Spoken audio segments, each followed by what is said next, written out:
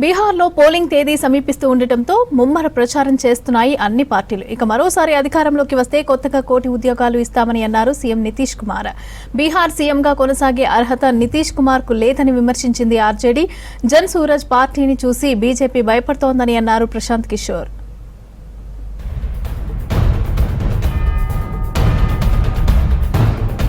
బీహార్లో నామినేషన్ల ప్రక్రియ ముగియడంతో ప్రచార జోరు పెంచాయి పార్టీలు. నియోజకవర్గాల వారీగా క్యాంపెయిన్లు నిర్వహిస్తున్నాయి.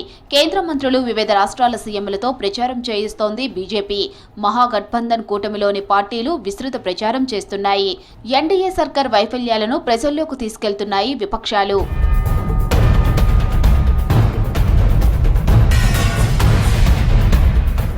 బీహార్ అభివృద్ధి లక్ష్యంగా ఎన్డీఏ ప్రభుత్వం పనిచేస్తోందన్నారు సీఎం నితీష్ కుమార్. గత 20 ఏళ్లుగా రాష్ట్ర ప్రగతి లక్ష్యంగా ముందుకెళ్తున్నట్లు చెప్పారు. ఎన్నికల ప్రచారంలో భాగంగా ముజఫర్పూర్లో పర్యటించిన నితీష్ గత ప్రభుత్వాలు బీహార్ను దోచుకున్నాయని ఆరోపించారు. తమ ప్రభుత్వం అధికారంలోకి వచ్చాక శాంతి భద్రతలు మెరుగయ్యాయని తెలిపారు. మళ్లీ ఎన్డీఏ గెలిస్తే రాబోయే 5 ఏళ్లలో కొత్తగా 1 కోటి ఉద్యోగాలు ఇస్తామన్నారు సీఎం నితీష్ కుమార్. और हम लगातार 20 वर्षों से विकास के काम में लगे हुए, लेकिन याद करिए, याद है ना पहले क्या स्थिति थी? पहले बहुत बुरा हाल था। लोग शाम के बाद घर से बाहर नहीं निकलते थे, तो ये हालत उन लोगों का था। कैसा काम किया है, याद करिए उन लोगों को।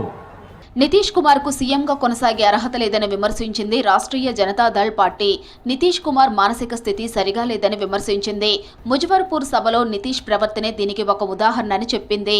మహిళా అభ్యర్థిని మెడలో పూలదండ వేయడాన్ని ఆపిన జేడీయూ నేతలపై నితీష్ కుమార్ బూతులతో రెచ్చిపోయాడని తెలిపింది. ఇలాంటి పరిస్థితుల్లో కూడా నితీష్ కుమార్ సీఎంగా కొనసాగడానికి తగినవాడేనా అని ప్రజలు ఆలోచించుకోవాలంటూ వీడియో ట్వీట్ చేసింది ఆర్జేడీ.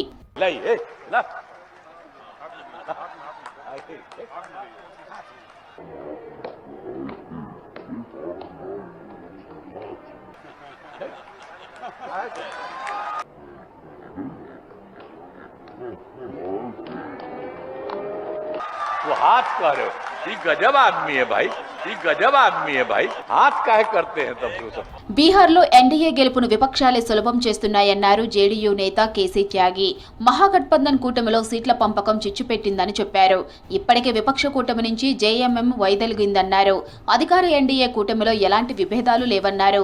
బీహార్ సీఎంగా మరోసారి నితీష్ కుమారే ఉంటారన్నారు కేసీ త్యాగి. एनडीए में सब कुछ ठीक है, इंडी गठबंधन में सब कुछ खराब है। ये कांग्रेस पार्टी और आरजेडी नेताओं की असहिष्णुता का परिणाम है कि जेएमएम गठबंधन से बाहर आया।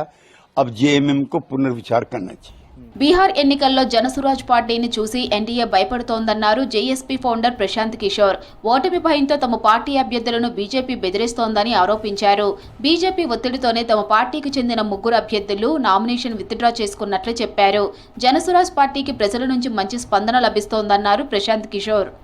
3 जनसुराज के घोषित उम्मीदवार या जो लोग नामांकन करने गए उन लोगों को नामांकन नहीं करने दिया गया, या नामांकन किया तो उससे उनका नामांकन विड्रॉ कराया गया।